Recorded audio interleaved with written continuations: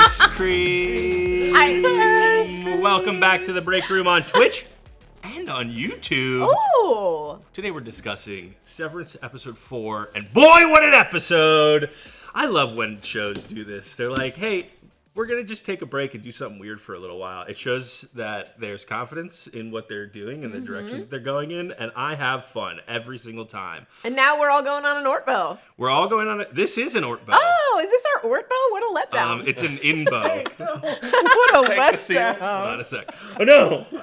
Don't eat my dog. I'm joined today again by Gina and Erik. We're doing this on Fridays after Severance comes out.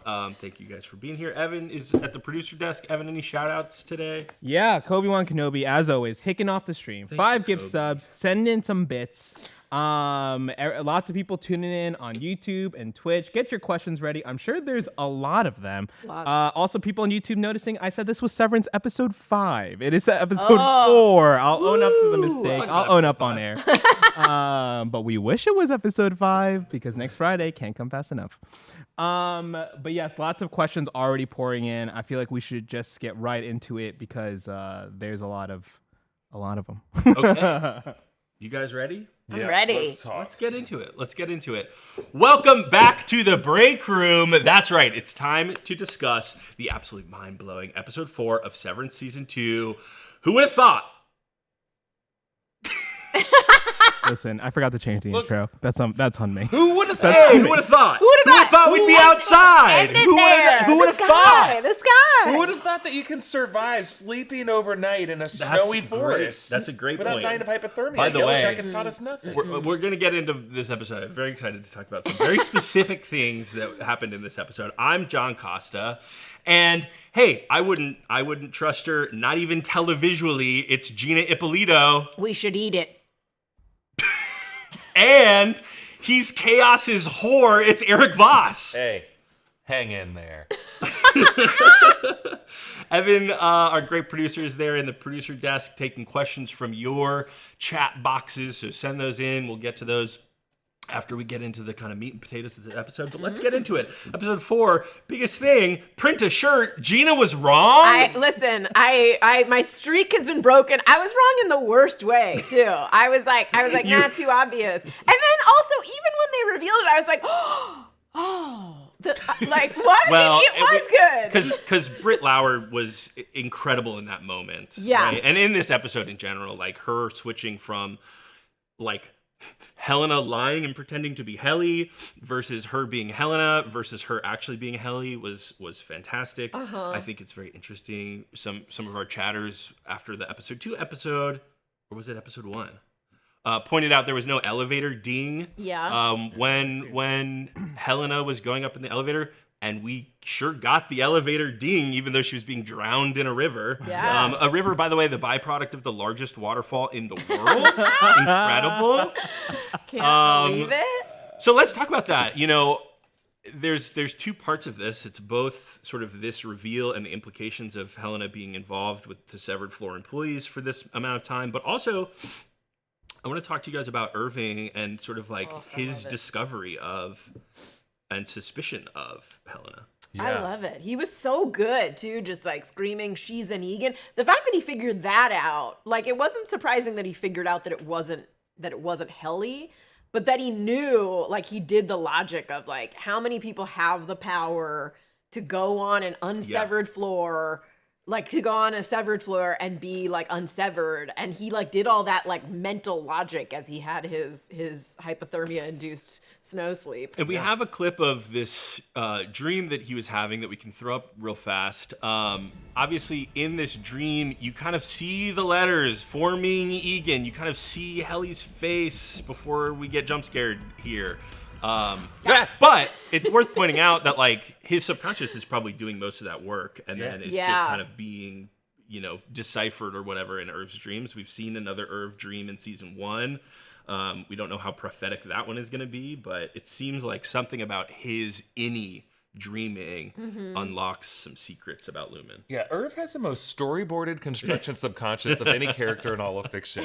Like, my subconscious is just like, I don't know, drifting to nebulous anxieties that manifest in monstrous forms. And it never has a specific, but I guess we're watching, a David Lynch, R.I.P., inspired Twin Peaks dream sequences have symbolic meaning in television. And I think this is the second time we've seen Irv dream.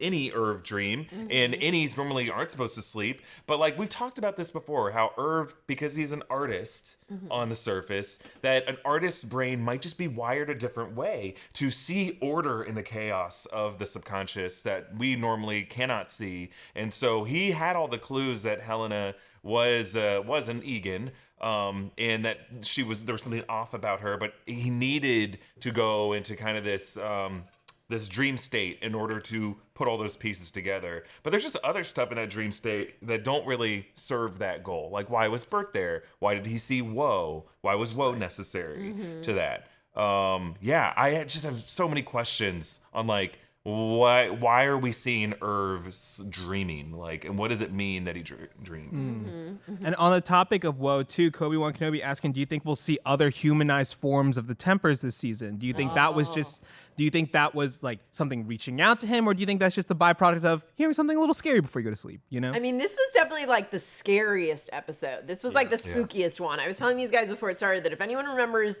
the book Scary Stories to Tell in the Dark, the drawing in Dieter's book of Woe looked like a scary story to tell in the dark. They always had the stringy hair and she's like balding on top, and I was like, ooh, this is like the spookiest episode so far. I don't know if we're going to get another. The thing that I like about the show is that the episodes are never the same. Like, they're never the same vibe. Yes!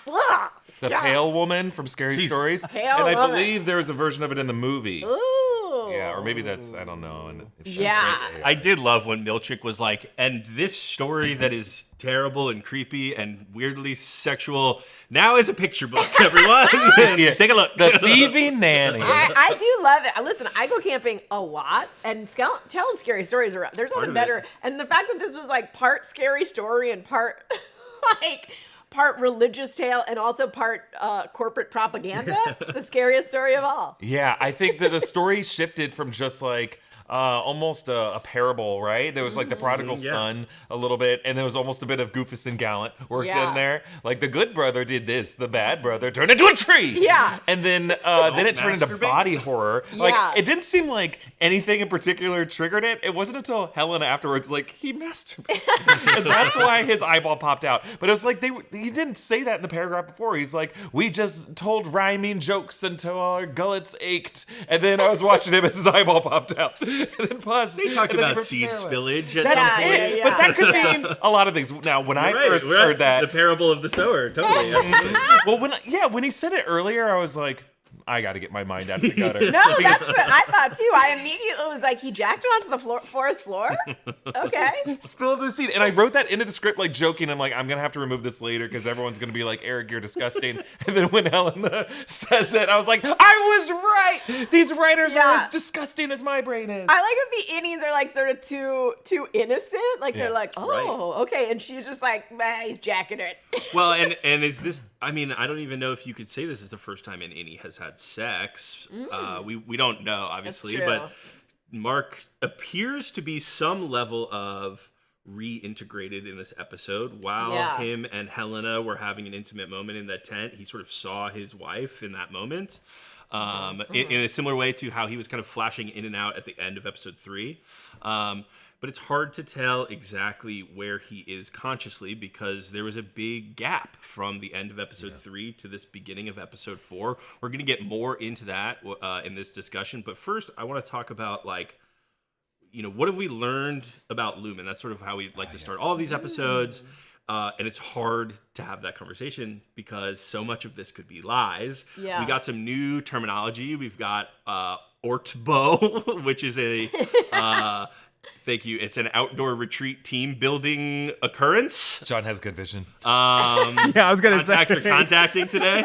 Shout out contacts. Hey, shout out. This is us when we like eat our way around Burbank. We're gonna eat our way around the restaurants of Burbank at an outdoor something occurrence. Can we do that now? I would love to. Bye, everyone. We're going to Corner Cottage. No potatoes. So the question, I guess, is like, hey, do you think that this was? And at some point, Milchick says like, your Audis all agreed to this, which again, I don't know if I believe. What do you guys think? Is this the first time that Lumon has had to put together an ORTBO? Did they just kind of throw this thing together last minute? No, I think as a response to seeing Mark potentially being reintegrated. I don't know. What do you think? I think this is something that they have had on the books to do before.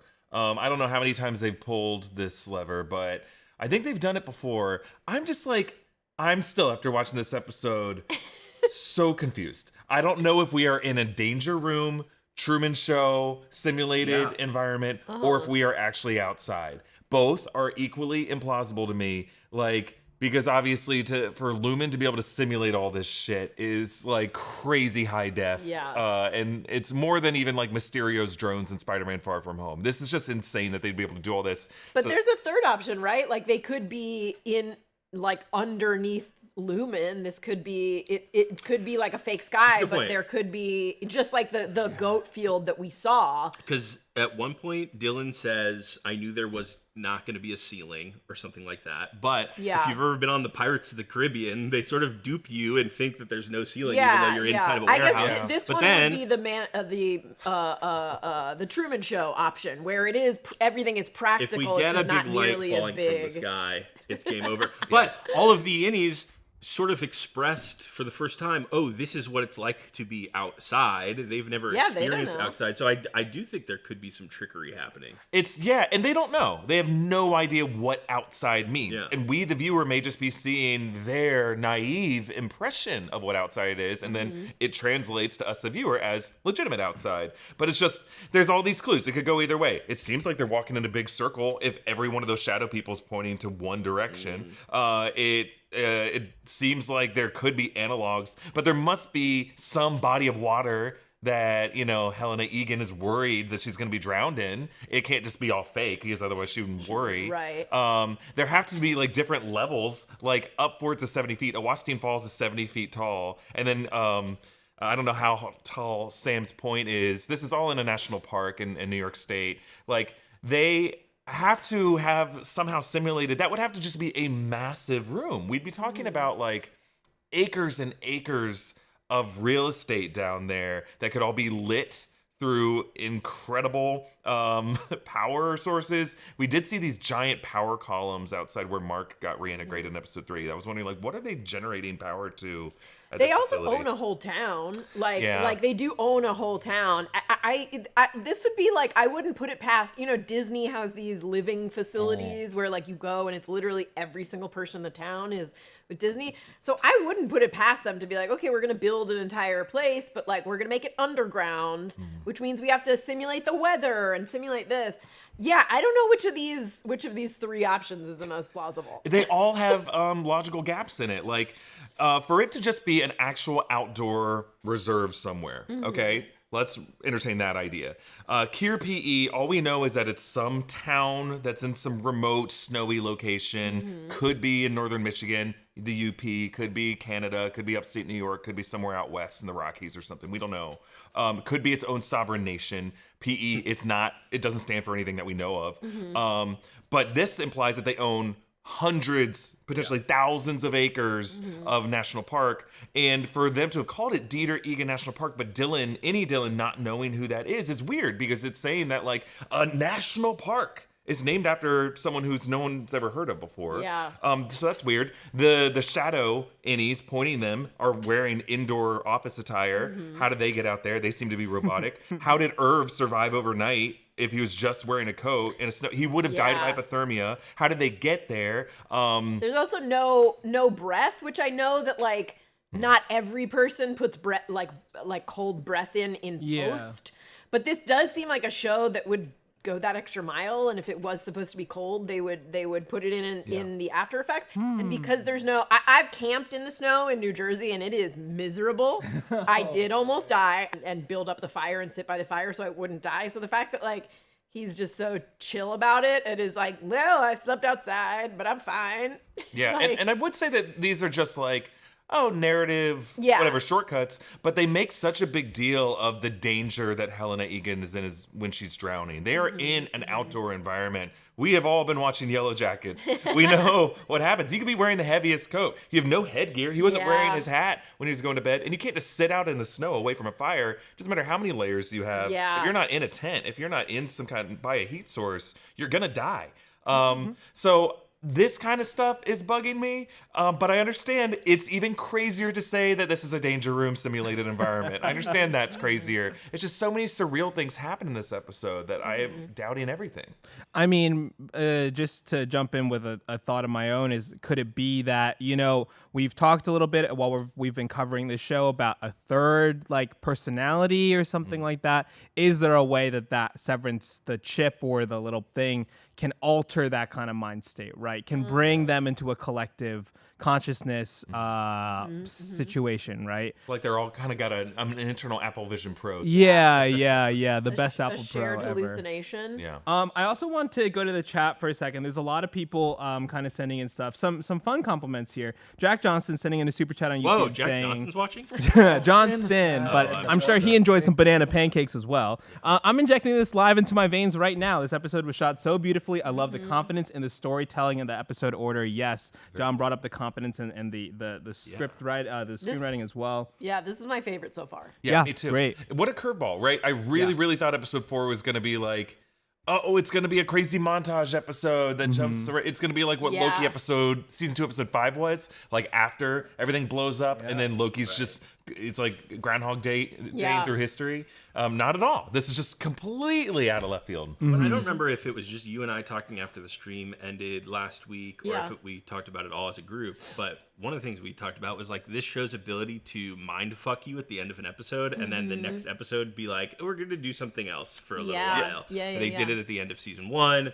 They're doing it again here. I wouldn't be surprised if we don't get a resolution of what exactly happened with Irv immediately in the next episode. Well, yeah. We haven't seen the Audis in a little while. I think that they could Yeah. probably go back to that world and And it seems like a lot of people are thinking that if we do get another Audis episode, that again, this jump in time, this kind of like playing with the events of and how we're interpreting it. I don't think there's like anything as like out there as time travel per se. I think that's something people Yeah. were suggesting, but definitely the timeline of events and how we as the audience are being told them. I agree. I don't know about time travel, but I do think that they could probably manipulate the innies and outies to not understand time and their place on a timeline, right? Yeah, I don't know yeah. how long my Audi, like how many days my Audi was walking around as an Audi or as an innie. Yeah, I Right. mean, they told them it was 5 months when really it was 4 days. So Right. Oh, yeah. And even that experience, that construct of it. Yeah.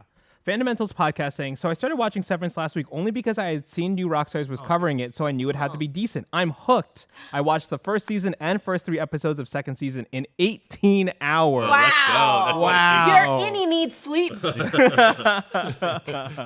I wanted to kind of bring it back to the Keir and Dieter Egan story, right? Lots of people asking about the twins. We had brought up that they're dressed up in office clothes, but like, who were these people? They had different actors and things like that. And also, like, is Obi-Wan Kenobi asking, is this park even like the same cliff that Keir Egan has been pictured on? Is the story of Dieter Egan real? What was with Helena's reaction to that? How are you guys feeling about this whole lore dump that we've been given? I do think that, like Eric's point, that that people on the outside would have heard the name Dieter Egan before, and like he wasn't a figure in the museum.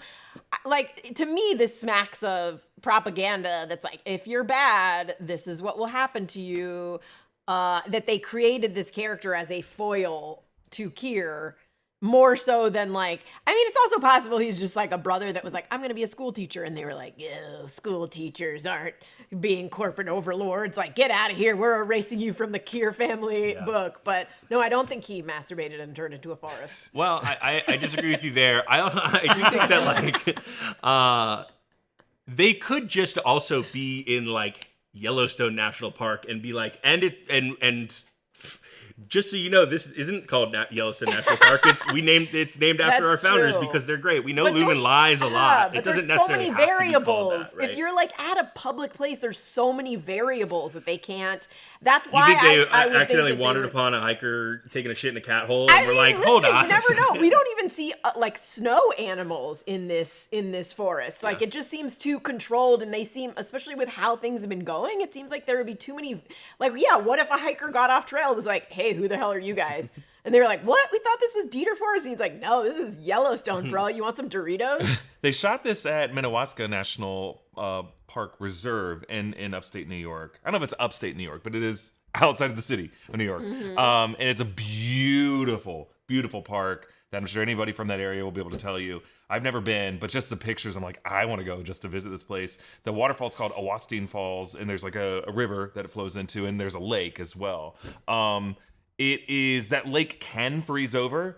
Obviously, they put Totoro on like a different setup. He was not out on the ice. I guarantee you, he wasn't out on the ice. No one can afford that insurance. Yeah, I think when it comes to the story of Dieter, it is like, I think there are probably examples of this of like corporations and media organizations that both control the legend, the canon, and have a value in presenting the rejected canon. Like they can now control the power of urban legend, when really urban legends are supposed to be grassroots, organic things that happen from just like word of mouth, from ghost stories that people tell each other, from conspiracy theories, from just like whatever, old wives' tales is what it was. But nowadays you're starting to see media organizations try to make it seem like they actually like, oh, we're gonna show you the behind the scenes of this, or this was not really, this was too dark or too whatever, or like the whatever cut of something like this, right? And I think really the example is Warner funding the Snyder Cut. I think is like a good example of this. Is like Warner saw a profit opportunity to try, and it backfired on them. I don't think anybody liked Warner anymore that year, and everyone got pissed off at Warner when they were putting everything on HBO Max now. But like when these studios and big organizations try to control, like Avoid the Noid is like another one of them, like these little things that we're still profiting from it. Dieter is that. They always have this side story of Dieter, and they're presenting it as like a ghost story to scare them back onto the right path. It's Goofus and Gallant, and Dieter is Goofus. And like there's a story of if you frolic too much, if you get goo-goo eyes for each other, if you have, idle hands are the devil's plaything. And I think the subtext of idle hands is like, what do idle hands do if you don't got enough work to do? And I think that's what they're saying. They get covered in hairy palms. Oh, okay. Oh, yeah.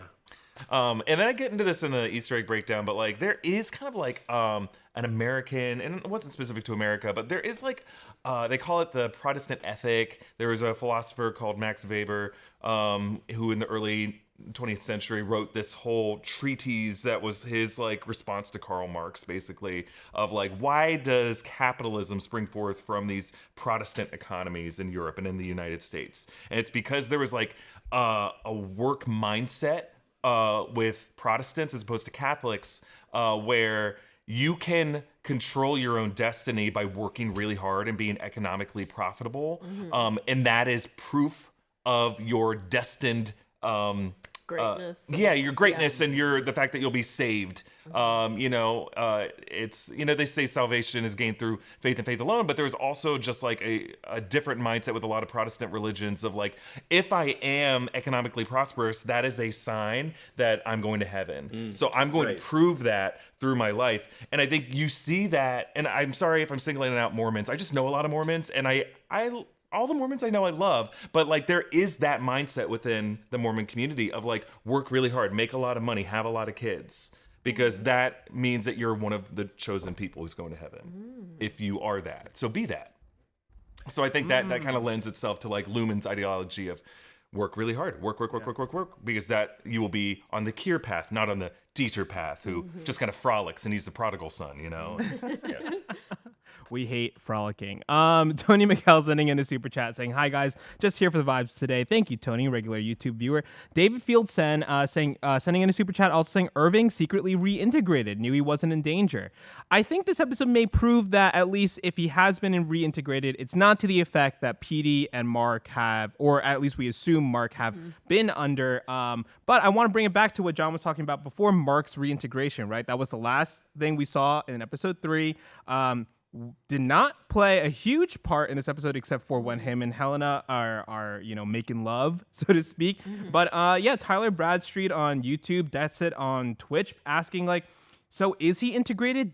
Does Mark S know? Like, where do we think this is on the timeline of reintegration? How effective was Rigabi? How do you guys... I think it's after, but I think it's a slow process.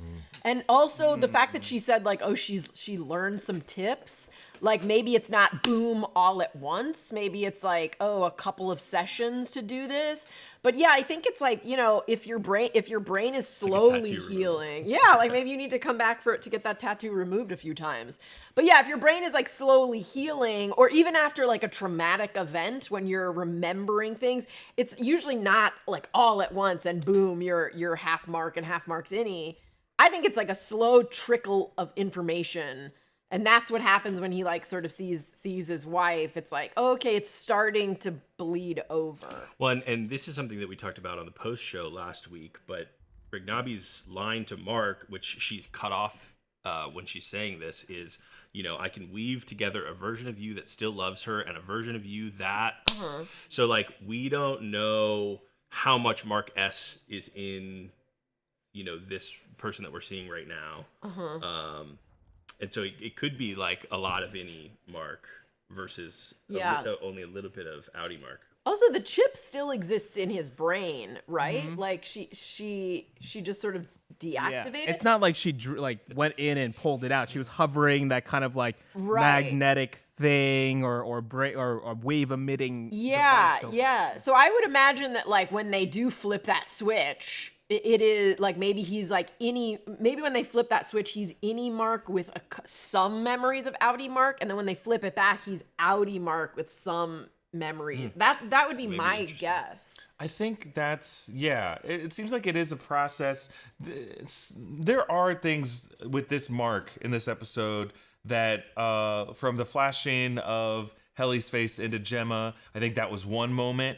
It caught him by surprise, though, and I think that's the only time that happened in that episode. But he also knew, weirdly, what Irving's life was like on the outside, that he had a bad experience. And Irving blamed Dylan for snitching on him, but Dylan never did. I think, didn't Mark only get that from Milchick? Like the outie Mark got that information? Well, and when Irving comes to the elevator, when they're first back together, Irving like is silent and won't talk to people and all that kind of stuff. So I think you could imagine, you wouldn't know the specifics, but you would imagine he had a bad time as able to guess on the way But out. he does seem less wide-eyed, I will say. Like Adam Scott's such a great actor that when he's like outie Mark, he's like so beaten down and like depressed. And when he's like innie Mark, he's like, hi, how are you? And to me, this was almost like sometimes he was a little bit more subdued. Yeah. I think either way, though, episode 3 ended with him in his basement with Rigabi. So whatever happened in that procedure, it still wasn't like completely completed, I guess. Yeah. Enough for him not to go into work the next day or the next week, because wherever they are right now, Lumon is in control of the situation. So like that outie, even if the reintegration process began, it was still kind of like, okay, I'm still going to go and I'm still going to check into work. I'm still going to go on this, whatever this is, this ORTBO thing is. Yeah. Like he had to, I don't know. I don't think Lumon is in a position now where they kidnap these people and drag them out to the woods or kidnap them and drag them down into this other floor of their facility. Like the outies, they're still enough in control of the situation with Dylan in the conjugal visit room. Whatever's going on with Helena, whatever's going on with Irving at the start of this episode, to where they can kind of get them to do whatever this is, whether it's go down to the danger room or go outside somewhere. So yeah, Mark can't be like completely reintegrated. Because I think if he was, he'd be like, hell no, I'm never going to go into work again. Also, he'd probably be sick, maybe. Like, Petey was a little bit sick, so... Right. so- Was the sickness as a result of Petey not doing what following Robbie the told him to instructions. do? That's what she Yeah, says. yeah. I also want to just... We've got a seal in the back. A loose seal. Lucille. Lucille! Well, I guess, and one of the questions that I have after watching this is like, well, let's just talk about the seal now that we're talking about it. Was it confirmed that it was a seal? Because they don't know No, what it was not confirmed to be a seal. I was looking at it last night, and I was like, that doesn't look like a seal to me. I was trying to Gina, find a this face. is your bugaboo here. If you Listen. want to talk about it. Listen, there must be a Jersey Italian person writing on this writing staff. Also, Ben Stiller Has is to like... be he's Italian. like- It has to be Must be Italian. First Italian. off, it has to be Italian. Well, because there are some Sopranos, and everyone knows There is only a Italians. lot of Sopranos. But in this episode, last episode felt very Goodfellas. This had a Goodfellas moment. This episode had a Sopranos. There's an episode called The Pine Barrens where they take a Russian into the woods, and then he just disappears. And apparently, I went down a rabbit hole, and this is like the most asked question of like what happened to the Russian, and no one will tell them. They're like, listen, you don't have to have all the answers. But that was a very spooky episode. It was like, is this guy supernatural? He just disappeared in the snow, and then they had to spend overnight in the cold. If you've seen it, it's a great episode. A lot of vibes. But this, to me, as soon as I saw this thing in the woods and then the word Montauk on a computer, there was a thing around like between 2005 and 2010 that washed up on the shores of Montauk that was dubbed the Montauk Monster. And for forever, people debated what this thing was. It looked so strange, and theories ranged from like, it's some sort of hoax, like someone created this, like an old P.T. Barnum bit where they sewed a monkey to a fish and like created this weird thing. Or it was like some creature, some like prehistoric creature that no one had discovered yet, or it was some like mutant. And then like after years they were like, it's just a bloated raccoon. But I asked Evan to pull this picture up. This doesn't look like a bloated raccoon. So that's the Montauk Monster on the left. That's what washed up on the shores of Montauk. And that is what we're calling a seal on the right. But the fact that it was like no one in the episode knew what it was, and the word Montauk was on that computer screen, this was a clear Montauk Monster reference to me. I think you're right, and I'm kicking myself for not including this in I the should breakdown. have messaged you, honestly. Well, I think Montauk is a reference to it. I think the fact that we don't see a face on this corpse, but we do see a wound, right? Didn't it look, I think I saw ribs, exposed ribs, that like a huge bite had been taken out of it. And it's just because I have lost on the brain. So my mind went to, well, seal, what are seal's natural predators? You have orcas, you have polar bears, and it's like, polar bear. Polar bear. But we never saw a polar bear this episode. Yeah. I was thinking a seal. I was doing a lot of research. Are seals ever in these type of climates? And no, unless they are close to a harbor or a coastline, seals are known sometimes to swim up into freshwater streams in pursuit of prey. But this far up in a mountainous region, that is like, Minnewaska is like inland. It's not by a coastline. It's like mountainous and it flows into lakes and stuff like that. By the way, if you go down a Montauk Monster rabbit hole, this is the exact same conversation people had in like 2007 about it. You also They were may like, "Oh, is it-" find a video of me in middle school Pointing pointing at a Montauk looking like monster going, I think we found the Montauk Monster. You I gotta love it. stitch I love that. Find his You shame. gotta stitch that. Find into this his episode. shame. Here's Find something that his you shame. won't Someone find. find Evan on YouTube at 10 years old. Here's what you won't find on the internet. My theory for what this thing is, which could be bad. Who knows? Look, okay, so one of the things that we really know that Lumon is doing is, both with the Severance stuff, they're doing some like neurological work, right? But we also think that maybe they're doing some, I don't want to say cloning, but maybe some kind of biological creation at Lumon. We don't know, right? Obviously, Gemma's body we heard was destroyed in a car accident that was on fire, and her body was cremated. We don't know if that's true, but that's what the story is. My thinking is if this is like a real national park that somehow Lumon controls, this could just be a dumping grounds for failed biological experiments that they're working on, and this thing happened to be one of those projects that did not work out, and it is just a weird, freaky flesh monster that Lumon has created and needed a place to discard that people would not kind of find the body. Don't you think that everything that's out there is part of this escape room? Like they would have. I don't think it's an accident that it's there. I think that they put it there. They probably did want them to come across it. Yeah. I don't know why that would be, but like I don't think know. it's like a part of the horror experience. Yeah, Like, it's unsettling. Oh, there's some big creature, there's a big monster, a predator out here if it ate this thing. Yeah. But then Lumon is just so weird about making it a seal. Who called it a seal first? I Was think it it was Ellie? I don't think Irv? they ever. Did they ever think, say that? It might be Mark. Let me find it. One of the four of them called it a seal. They're like, you're right, it does. And if I were there, I'd be like, no, it doesn't. I don't know what It's that like is. slimy and Yeah. tubular for Yeah. sure, but To see a snail, you have to see like a little puppy dog snout. And if I don't see a snout, I don't see a seal.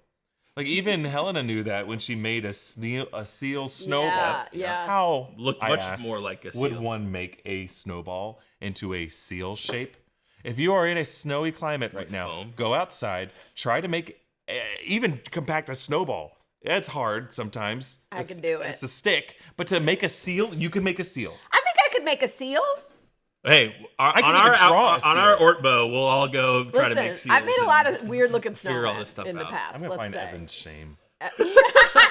We're gonna suspend the episode. I mean, here's the thing. The Pine Barrens are also in New Jersey. Montauk is in New York. I was like, Evan, tell me you know about these things, being a fellow East Coaster. And I did. Yeah. Cold Fairy 90 in the YouTube chat also bringing up this book called The Montauk Project Experiments in Time, which is a book, the first book in a series depicting time travel experiments at the Montauk Air Force Base on the eastern tip of Long Island. It's considered the progenitor of the Montauk Project conspiracy theory. So Yes. Oh, okay, so interesting. this is like, so for East Coasters, Montauk is kind of like Area 51. Like it's like because it had a military base, and there were and because of this monster and like some other like weird things, like people would say there were lights around it. There were all sorts of like weird. drones. Yeah. 2005 drone. New Jersey invented drones. Yeah. That's what I No, but there were like, spooky happenings. So it's not surprising that there's a book about it. In the comments, list off like whatever your local Oh, like yeah. ooh, kind of Mothman spooky zone was. stories. I'm trying to think. In Orlando, there was I think they called it the Oviedo Lights. There's like a kind of a park out there, and there was like spooky lights that people thought was like a. But I'm not from Orlando. I'm trying to think. Jacksonville, there was like an old abandoned public school that had a fire erupt in it that was in the downtown area. You're from the 904. Let me know. I can't remember the number of the school. I'm from Sacramento, so we just have like actual real serial killers. A bunch. Yeah. of them. New Jersey is a lot of woods. And if I still lived in Sacramento, maybe I would. That place is a nightmare. Yeah, New Jersey and New York, like since they're so wooded, Yeah. there's so many woody areas. Like you got the Jersey Devil and stuff like that. Yeah, Montauk there was a whole magazine called Weird New Jersey Yeah. that used to be like, a lot of cryptids and things like that. It was probably just like mafia, right? Yeah, It was just They're people like, disappearing "Ooh, because some organized guy crime. who owed a lot of money to a bookie disappeared. eaten What by did a the seal." monster And get there him? was like a Bobby Moynihan character's like, hey, he was taking one of them Montauk monsters.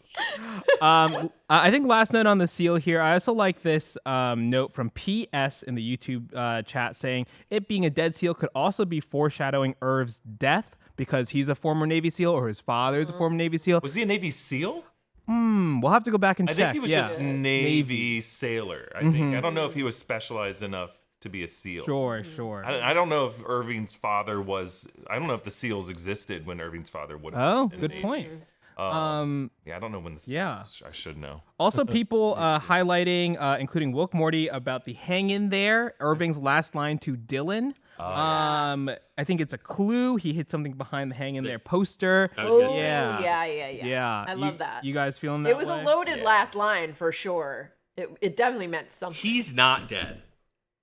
Is that a crazy thing to say? Who? Well, I mean, technically, Irv. here's the Oh, thing. yeah. Like, Yeah, you no. can reactivate an innie at any time. That's right. But to them, if they never see him again, it's like it's just as good as being dead. Yeah. I suppose. But Irv as a complete human is still alive. Right. Yeah. I think Right, that right. Irv and Bert are gonna have to have a real lore dump scene that I can't wait for. Yeah.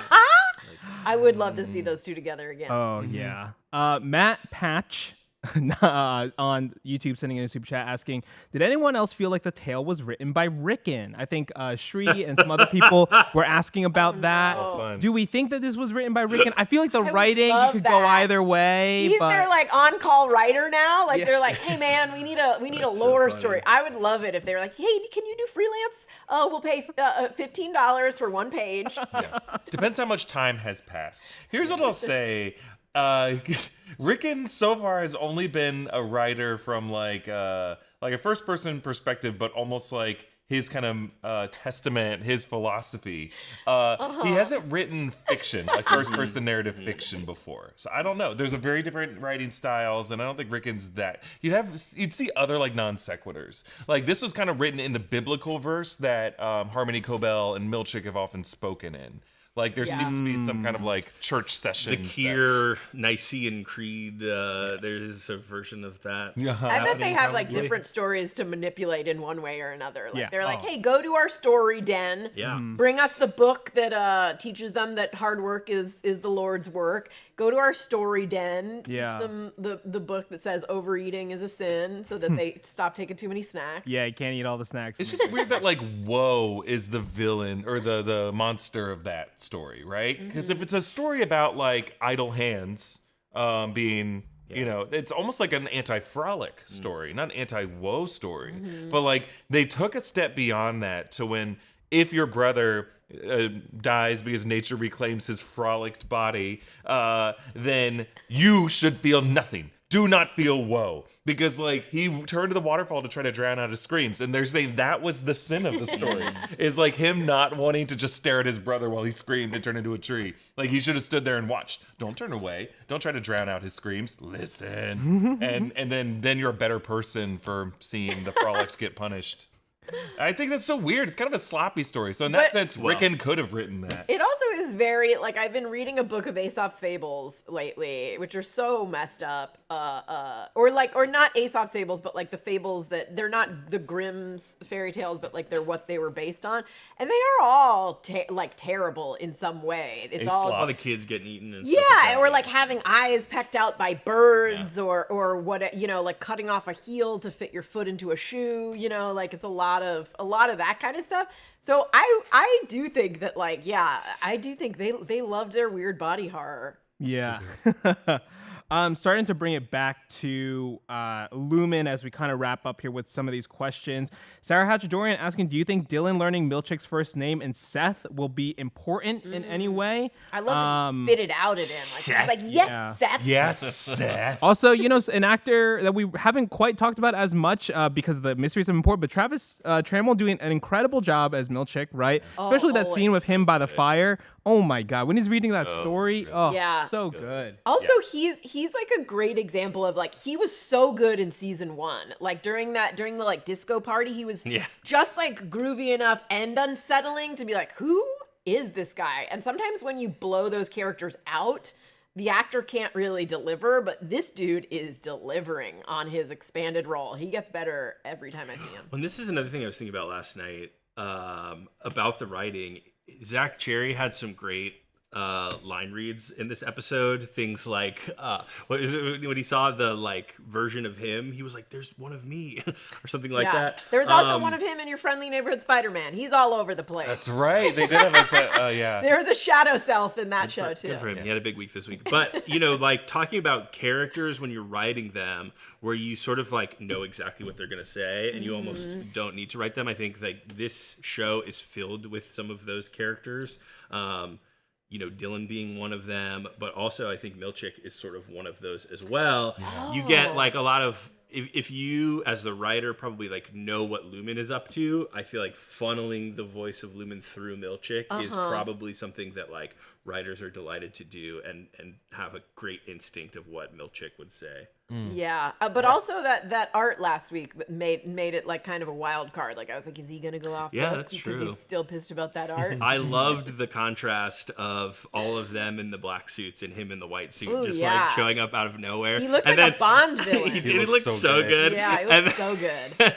My favorite part of this episode was like Milchick responds to people screaming his name, I think 3 separate times in this episode, which I just find very funny. If someone started screaming my name from a distance, I'd be like, I don't know what I'm supposed to do. I do love that, like, even like Irving is like calling for him. Like he's like a baby's nanny on this. Like they're in an environment that they're not used to, and he is there. And even if they don't trust him, he's like the only thing keeping them alive. They don't have a choice. Yeah. Also, totally butchered his name, Trammell Tillman. Sorry about that. I want to make sure I get that live. Travis correctly. Trammell is someone else. Someone different. Yeah, The I shadow think self. him saying Seth made it like if you're writing that into that scene in the script, it's compelling Milchick to intervene in this moment. Because Well, until this and moment, Helena he may says feel it first, right? Helena calls Yeah. him Seth first. Helena Do it, out of Seth. desperation, She do it, says, Seth, and then Irving says, yes, Seth. And I think that until that moment, Milchick may have been like a little paralyzed by seeing the future CEO of the company, and she gives him an order, and then Irving threatens him by saying his name. Like then it's like, oh, well, they're not supposed to know my first name, so I'm definitely gonna put some insult to injury on the firing here. Evan, did you have another? Yeah, last few questions here about reintegration, 2 kind of different angles on it. Captain Cannabis on Twitch saying, I think as long as Mark stays near a building or within a certain range, he won't do to him what it did to Petey, since Petey kind of like went to this greenhouse and was kind of like getting paranoid. Interesting kind of theory. We'll love your thoughts on that. And also, we should definitely talk about the Glasgow block, this weird phrase that that Mr. Milchick says over the walkie, that some users like Austin Hyas in the YouTube chat noticing was an effect listed in the options from season 1 in the control room. Yeah, when they were going to the override, that was like one of the words that was another option of something they can do. I to the first point of like how reintegration works, I think there's like some other kind of treatment options. I don't know if it's like geographically based. I don't know if Ragabi has that ability. I think there's just like other kind of recovery things. Petey just didn't drink enough water. Yeah, he That- didn't Yeah, hydrate enough. that's He what I'm didn't saying. rest He enough. needs those electrolytes. I do think it is like probably you need to take your magnesium tablets or something. I mean, yeah. What was the other point? The Glasgow. The Glasgow. Yeah, in the breakdown I talk about the Glasgow effect, which is like a contested term. It's not a nice thing to say because there was like a thinking of, well, people in Glasgow don't live as long as people in the rest of the UK, and it's contested. It's kind of a bullshit notion. But yeah, I don't know the importance of the word Glasgow otherwise. There's like. Maybe there's like a center. Maybe it's just like a random code word that it was developed by their Glasgow location. A scientist in Glasgow was like, oh. And that I imagine is a difficult thing to do when you're breaking down a show like this, because the creators of the show are making references to things that are real, and it's hard to decipher whether that has an impact on the show or if they're just naming things after, things that are familiar, like Montauk, right? Like, I have this idea and I'm going to put Montauk on the screen. Are we supposed to interpret that as just a reference to this real world thing? Or is it actually going to have implications to the storytelling of the show, like we believe Cold Harbor is, right? There's a little bit of a difference between those two things. Again, very losty. Like they would do things like this too, where they would like sort of base it, like the Dharma Initiative was based off of like several real sort of, for lack of a better words, like research cults from the 70s. But they're just using it as inspiration. They're not like, these people are exactly these people or those people. Yeah, and you have to know what the writers are into. Like the Lost writers were into things like Lewis Carroll. They were into Twin Peaks. They were into Kurt Vonnegut time travel fiction. And so if you kind of knew what Lindelof was smoking and smoked it yourself, you could see the show and where it was going. With this, it's different. Like, definitely Dan Erickson's inspired by Lost and Twin Peaks. He seems to be inspired by Italian New Jersey folklore. It's like a big deal. Listen, if we don't get a Godfather reference next week to round out this trio of Goodfellas, Sopranos, and Godfather, then we're still getting a sense of it though. Like it's not consistent yet. He's definitely inspired. Like I feel like either Dan Erickson himself or must have known someone who was involved in like a strict religious upbringing within specific religions that I'm trying to be better about not like making fun of, but like yeah, that or just like they might be making fun of Apple's weird corporate culture, and Tim Cook's attempt to preserve it in the era after Steve Jobs, because there's definitely a culty vibe there. Disney is definitely one of them. You mentioned this, like the founder fable stuff a little bit, right? Like very famously, Ub Iwerks was the person who drew Mickey Mouse first, not Walt Disney, right? And Oswald the Rabbit, which they've now got rights to again. So there is like the Steve Wozniak of these companies that they do kind of touch on in this show. I think it's interesting. Some final things here. Latin Blue and Cam Webb mentioning the walkie-talkie. The fact that Milchick is using it does show he's close enough to Lumon headquarters, potentially even with a repeater. A range of about 1 mile. Obviously, slightly different world, but helps have that real-world basis of how close it could be. And Sarah Hatch-Jordan saying there is the Glasgow Coma Scale. It is, looking it up, it is a neurological assessment tool used to evaluate the level of consciousness after a brain injury. So maybe there's something there as we kind of move forward. I like that. But also, Charles Xavier went into some dude in Scotland and took over his consciousness in the end of X-Men. It's kind of fucked up. Any final predictions or thoughts about what's coming up next, guys? I do want to, pre-show, we were talking about this, and I want Eric to be able to explain this. You went into the credits of this episode and found something interesting about one of the, I guess they're not mannequins, but they're real people, one of the pointers. Yeah, the credits of the episode refer to these 4 figures as Shadow Mark, Shadow Helly, Shadow Irving, and Shadow Dylan. Shadow. And obviously within the episode, Milchick says that they're meant to be seen as their twins, their Dieter twin. But literally within the credits of the episode, they're called shadow figures. And Shadow Mark is played by an actor named Adam Jepson. And Adam Jepson, on his IMDb, it's out there. He put this out there, not as a result of any leak. He said on his IMDb that he also played the man in the background, man in hallway from episode 1. So I think we were meant to see that man behind Mark in the opening minutes of episode 1 of this season as the same guy as this, as the shadow figure. And so it gives more context. Like that was meant to be Mark's shadow, and our shadows follow us, right? That's part of what they do. There's also like a Plato's allegory of the cave thing you could look into, a shadow projection of reality versus the real thing.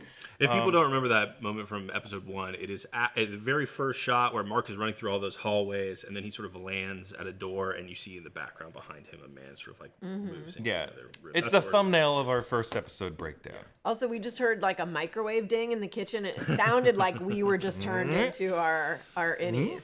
Well, our ORTBO, fuck me, god damn it.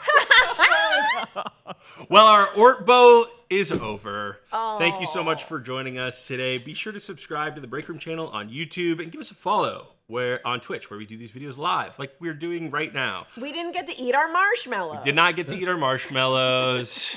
Very disappointing. Maybe they made marshmallows out of the seal. We don't know. There's gelatin in marshmallows. That would be an interesting place to grab that from. Hey, follow Breakroom NR on Instagram, Twitter, and Threads. We'll see you later. Before we go, we're going to be live doing a big fucking huge show on Super Bowl Sunday. Sorry for cursing. We're going to be here for like hours and hours and hours.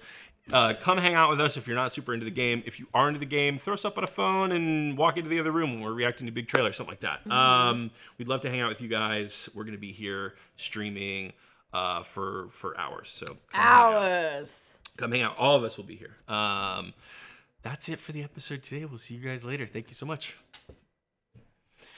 Cool. Still live. Yeah. What's everyone's most excited trailer that hasn't already come out yet for Sunday? That's Wicked a good 2. question. We're good. It's not going to come out. Yeah, I was going to say, we don't know if we're getting it.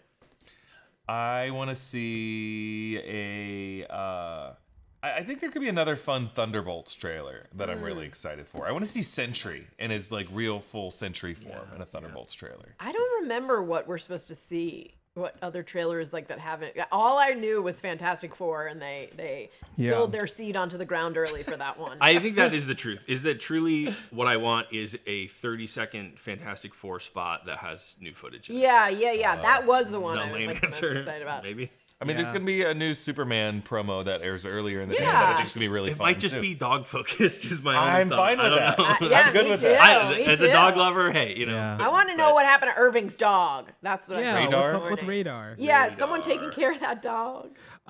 Yeah, I wonder, we got some new Avatar Fire and Ash like pictures today. Uh-oh. It would be incredible if Disney had been hiding the fact that they're going to drop an Avatar trailer tomorrow or on Sunday. There's Yeah, gonna that'd be be one awesome. wild. There's got to be one wild card in there. Oh, They 100%. need to do that. You know what I mean? I need it. Fire and Ash is already Evan going to make needs it. $1.5 billion. They gotta wet that need whistle. to They put gotta a wet Super that Bowl spot. Avatar whistle. My whistle's wet, baby. I turned into a tree yesterday looking at these Avatar photos. Did you turn into an AWA? Did you turn into the spirit tree? Oh, good tie-in. Oh boy. Also, yeah, Shri saying in the chat, "Oh my God, the What If themed Disney spot sucked." So bad. What the hell It was was that? If you haven't seen it, Disney put out a kind of like, this is all the stuff we've got coming up or has come out already. It was like a general advertisement. It was themed around what if. It's very weird. Is it like a Marvel what if? It seemed to have nothing to do with Marvel what That if. was Like, also weird. one division of Disney was like, whoa, we'll do a what if theme spot. And no other division of Disney was like, we have this other thing on our... That's called. This What is If. like called What this is If. like when we tried to do episodes of What If on New Rockstars that we loved it. Some of my And favorite I don't things we've think ever people People loved did them not as much as understand we what did. those were. Yeah. That phrase is now forever associated with the cartoon. Yeah. Yeah, so Yeah. why would they do that? And then they just have, and it's like they fade from existence, but it's not like the dusting from Marvel. Like, what is even the point of it? Like, what if you Well, didn't and- have Only Murders in the Building in your life? And the whole thing about What Watch If something is else. like, what if reality would change and was slightly different and something different happened? This whole Disney Plus spot was like, and what if none of this happened? yeah. And it's like erasing Bart Simpson from existence. It's like, fuck you for saying that. Matt Groening and Sam Simon and all these people made The Simpsons before Disney Plus was even like Oh, Bart Yeah. in Hey, man. Bob I gotta Iger's watch eyes. this spot. I just It's want- got people riled up. I'm just hoping on Sunday we see more butts. More Um, butts. Oh. What's also happening on Sunday, there's only one person in the chat that cares about this. Painter.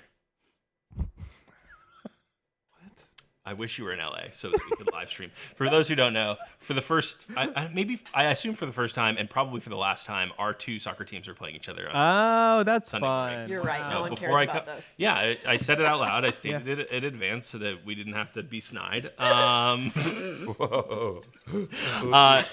So Sunday morning at 7 a.m., I will be watching that instead of prepping for our show. Nice. Oh. Also, if you have any questions for the people who made Wallace and Gromit, let us know.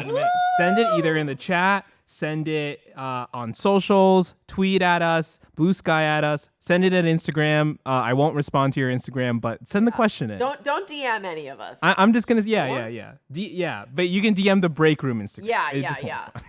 Don't like DM Zach. Don't personally DM. yeah. Don't Yeah, find that's me. not making it DM's out. anywhere if you personally DM us. It's not making it to Evan. Yeah. But if you do have questions for the people who made that, send them in. And maybe we'll ask them in a video coming up soon. But otherwise, come back on Sunday. New Rockstars YouTube, Breakroom Twitch, 2:30 Pacific. We'll be here until someone scores 1 billion points. And if Yeah. Breakroom crosses 200,000 subs on Sunday, Hot sauce in the butt? hot sauce in the butt. Just saying.